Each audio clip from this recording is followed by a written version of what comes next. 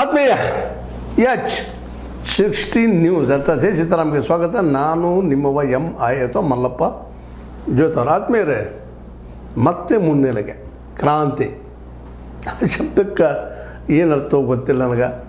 ಅದರ ಕ್ರಾಂತಿ ಅಂದರೆ ಮೂಲಭೂತವಾಗಿ ಎಲ್ಲ ಬದಲಾವಣೆ ಸಾಧ್ಯನಾ? ಆ ಕ್ರಾಂತಿ ಆಗ್ತದನೋ ಇಲ್ಲ? ಮೋಸ್ಟ್ಲಿ ಸಮೀಪದಲ್ಲಿ ಎಲ್ಲೂ ಇಲ್ಲ. ಯಾಕೆಂತಂದರೆ ಜನ ಆ ಬೊಮ್ಮಲ್ಲಿ ಇನ್ನೂ ರೊಚ್ಚಿಗೆ ಎದ್ದಿಲ್ಲ, ಆ ಮಾತು ಬೇರೆ.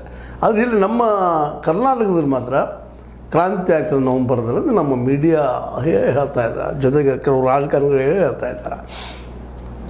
ವ್ಯವಸ್ಥೆ ಬದಲಾಗಲಿಕ್ಕೆ ಸಾಧ್ಯ ಇಲ್ಲ, ಅಲ್ಲಿ ವ್ಯಕ್ತಿಗಳು ಬದಲಾಗ್ಬೋದೇನೋ, ಅಂದರೆ CM ಬದಲಾಗ್ಬೋದೇನೋ ಅನ್ನುವಂಥ ಒಂದು ಸಣ್ಣ ವಿಚಾರ ಎಲ್ಲಾದರೂ ಬಂದರೆ ಸಾಕು, ನಮ್ಮ ಮೀಡಿಯಾ ಹುರುಪಾಗಿ ಬಿಡ್ತದೆ.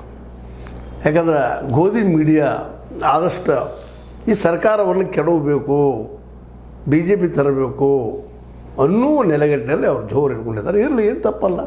ವಿರೋಧ ಪಕ್ಷ ಅಂದ ತಕ್ಷಣ ಒಂದು ಮಾಡಲೇಬೇಕಾಗ್ತದೆ, ಮಾಡಲಿ ಅದ್ರ ಕೆಲಸವನ್ನು. ಆದರೆ ನಿಜವಾಗಿಯೂ CM ಬದಲಾಗ್ತಾರ? ಹೌದು, ಇಲ್ಲಂತಲ್ಲ. DCMಗೆ ಸಹಜ ನಾನು ಒಬ್ಬ CM ಆಗಬೇಕಪ್ಪ ಈ ಸಲ ಅಂತೇಳಿ. ಆದರೆ ಸಾಧ್ಯಗಳು ಎಷ್ಟದಾವಿಲ್ಲಿ?